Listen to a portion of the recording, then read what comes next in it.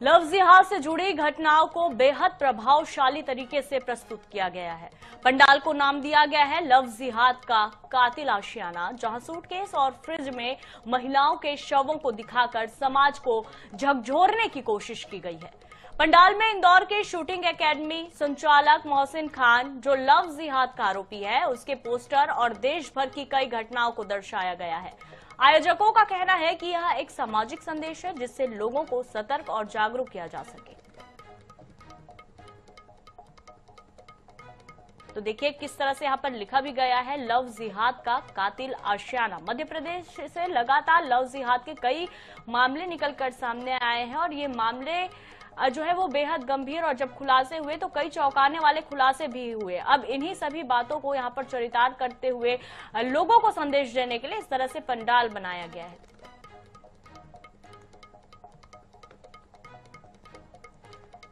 और ज्यादा जानकारी के लिए इसी मामले पर सहयोगी महेश मिश्रा हमारे साथ जुड़े हैं। महेश, मध्य प्रदेश से लगातार लव जिहाद के कई मामले निकलकर सामने आए और बेहद गंभीर मामले, क्योंकि फिर ऐसा भी कहा जाने लग गया था अब लव जिहाद का केंद्र मध्य प्रदेश बन गया। अब इसको लेकर इस तरह से पंडाल बनाया गया, लव जिहाद का कातिल आशियाना। कितना इफेक्ट लोगों का पड़ रहा है और क्या कुछ संदेश इसके जरिए देने की कोशिश यहाँ पर लोगों को की जा रही है? महेश,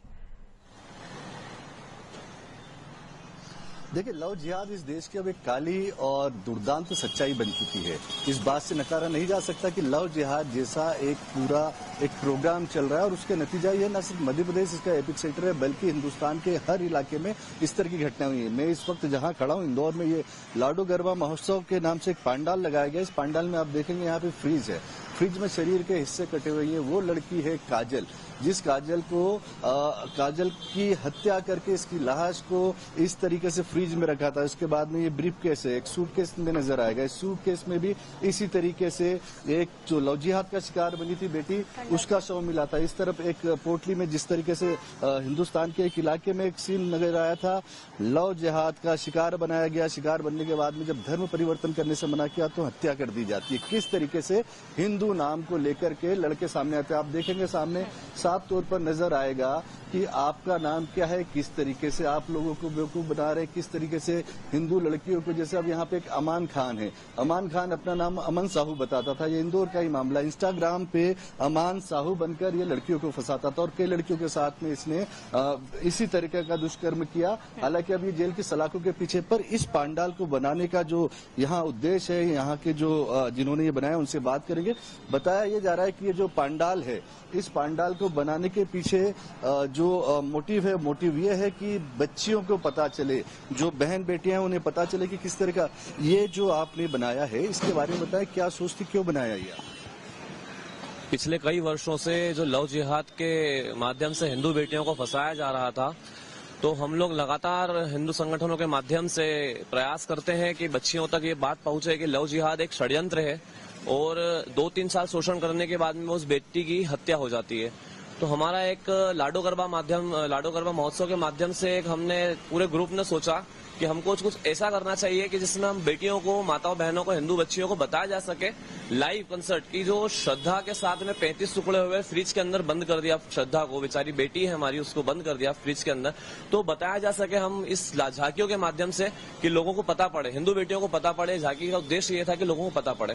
अभी हमने देखा कुछ देर पहले यहाँ पे स्कूल की छोटी छोटी बच्चियां जो है 9वीं 10वीं क्लास की बच्चियां यहाँ पे आ रही थी, आप उनसे बात कर रहे थे जब ये प्रदर्शनी देखने आई थी, क्या उन्हें समझा रहे थे और बच्चियों में क्या रिस्पॉन्स आ रहा है इसका? देखिए, कल ये झांकी लगी थी तो कल से जो रात से ही जो आना चालू हुई है हिंदू बच्चियां, हिंदू बेटियां और माताएं बहनें, आज भी जो बच्चियां आपके सामने आई है, मैंने उनको यही बताया है कि नाम बदल कर ये जो काम करते हैं, मोहम्मद नाम होता है तो मोनू नाम रख लेते हैं, अजमल नाम होता है तो अन्नू नाम रख लेते हैं, ऐसे नाम बदल के जो बच्चियों के साथ में षड्यंत्र करते हैं और लव जिहाद में फंसाते हैं। मैंने बच्चियों को यही बताया कि बेटा आप लोग सब भी आपकी सहेलियों को बताओ और इस झांकी को देखने जरूर आओ, अवश्य आओ। इसमें कई केस ऐसे हैं पूरे भारत से लेकर मध्य प्रदेश और इंदौर के केस है। इसमें मोहसिन है सामने, मोहसिन शूटिंग कोचिंग क्लास चलाता था, उसमें कम से कम 40 बच्चियां उसके गिरोह में थी और उसके दोस्त भोपाल से लेकर इंदौर तक के सब दोस्त थे जो अपनी बच्चियों को शेयर करता था कि भैया ये अब तू ले जा, इसको तू ले जा, इस टाइप से शेयर करता था। इसमें एक अनवर कादरी पार्षद है जो फंडिंग करता था, मुस्लिम लड़कों को फंडिंग करता है। एक छांगूर बाबा है उत्तर प्रदेश का, वो मुस्लिम लड़कों को फंडिंग करता है।